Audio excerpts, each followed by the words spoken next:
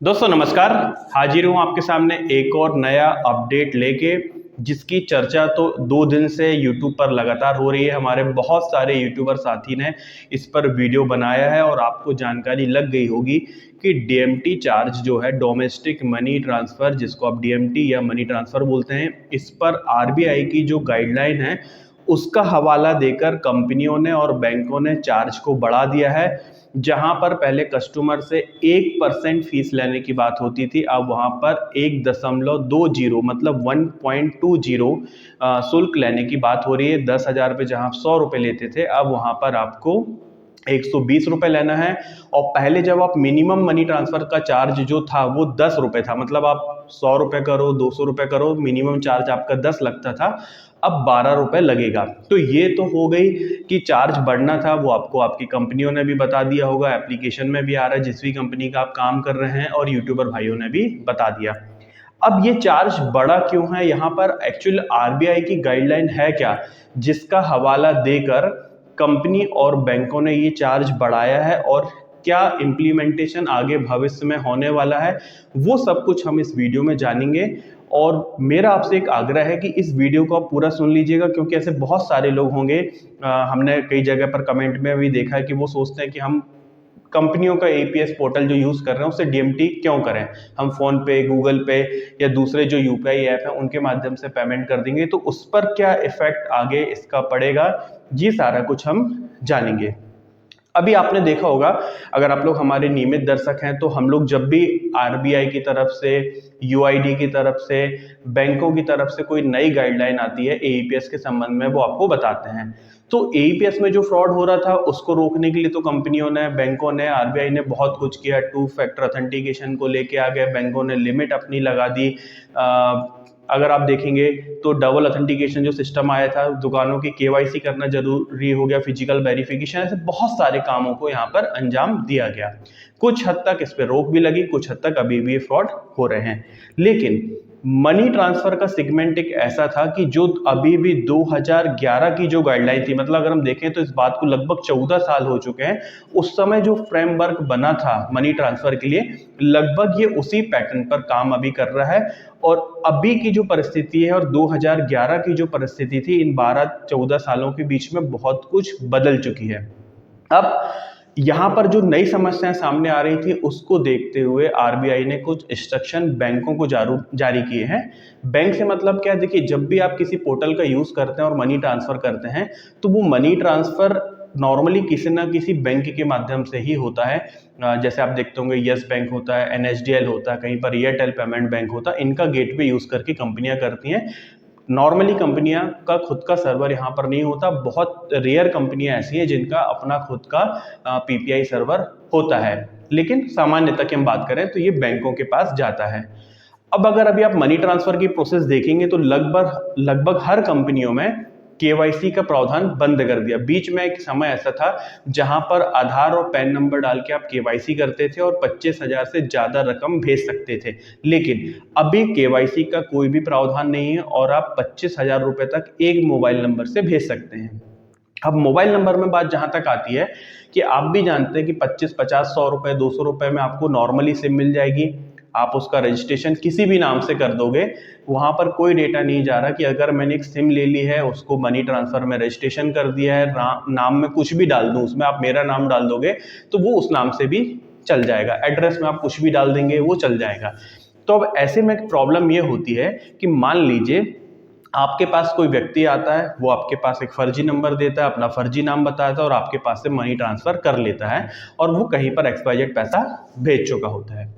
अब इस प्रकार का जो पैसा होता है वो नॉर्मली हवाला का पैसा होता है। हो सकता है कि किसी आतंकवादी गतिविधि में या किसी दूसरे क्राइम में वो यूज होता हो। क्राइम भी कितने प्रकार के चल रहे हैं वो आप जानते हैं, क्योंकि जो क्राइम में इन्वॉल्व है वो प्रॉपर केवाईसी वाला चीज कभी नहीं करेगा, वो अपना अकाउंट प्रॉपर ओपन नहीं करवाएगा, ना पैन कार्ड, आधार कार्ड, इस टाइप की चीज लिंक नहीं कराएगा, तो उसका फोन पे, गूगल पे भी नहीं होगा, इसलिए वो इस टाइप के आउटलेट में जाके ट्रांसफर करवाते हैं।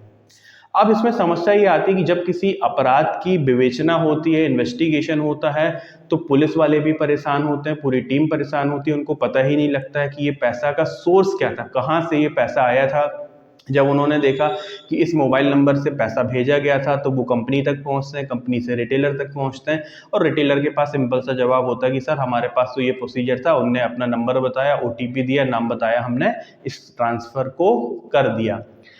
अब ऐसे में यहाँ पर आरबीआई की जो गाइडलाइन जारी है वो 1 नवंबर 2024 से है। अभी चल रहा है जुलाई और ये होनी है नवंबर से मैंडेटरी होनी है। लेकिन चूंकि जब इसको किया जाएगा तो इसमें कहीं ना कहीं तकनीकी रूप से बदलाव करने पड़ेंगे। उसी सब की कॉस्टिंग को लेकर कंपनियों ने और बैंकों ने ये चार्जेस बढ़ाए हुए हैं।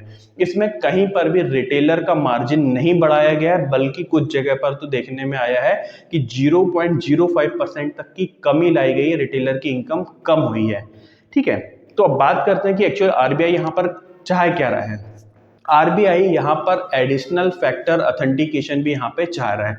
उसका कहने का ये है कि मान लीजिए आपकी दुकान पर कोई एईपीएस, क्षमा चाहूंगा, आपकी दुकान पर यदि कोई डीएमटी करवाने आ रहा है, मनी ट्रांसफर करवाने के लिए आ रहा है, तो आपको उससे एडिशनल डॉक्यूमेंट भी लेके रखना है। उदाहरण के लिए आपको उसका आधार कार्ड सेल्फ अटेस्टेड ले सकते हो, पैन कार्ड ले सकते हो, ड्राइविंग लाइसेंस ले सकते हो, मतलब जो भी गवर्नमेंट अप्रूव्ड डॉक्यूमेंट है उसकी ओरिजिनल से आपको जेरोक्स करनी है और जेरोक्स के बाद उससे सेल्फ अटेस्टेड मतलब उसका सिग्नेचर करा के अपने पास रिकॉर्ड मेंटेन करना है।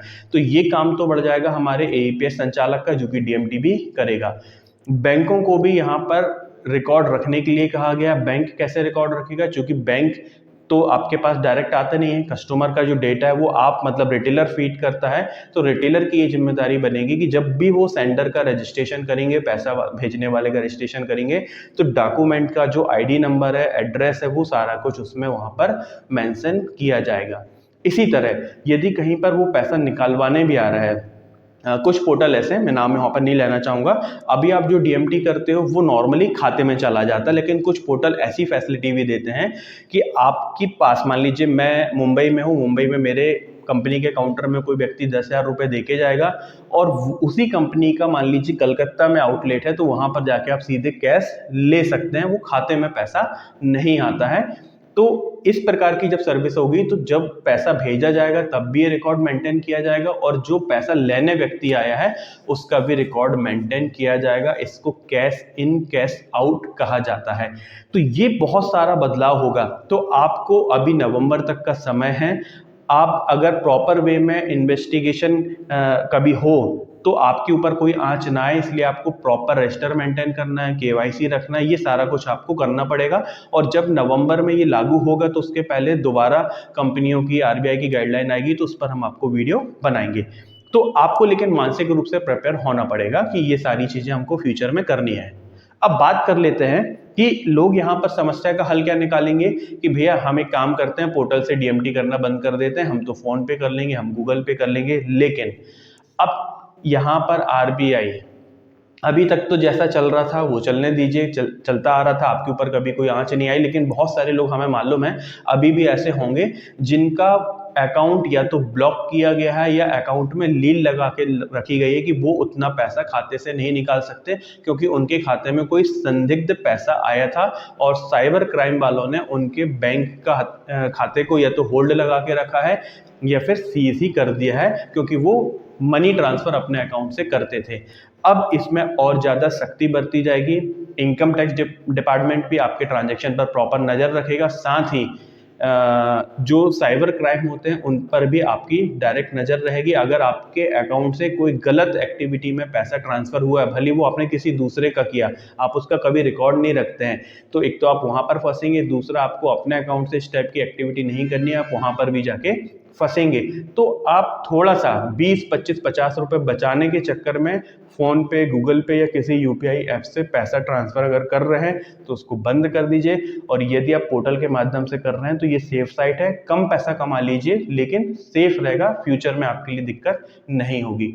तो यही एक अपडेट बताना था कि डीएमटी चार्ज बढ़ गया है, आपका कमीशन नहीं बढ़ा है, कमीशन आपका पहले जैसा है, और क्यों बढ़ाया गया उसका प्रॉपर एक रीजन हमें आपको बताना था।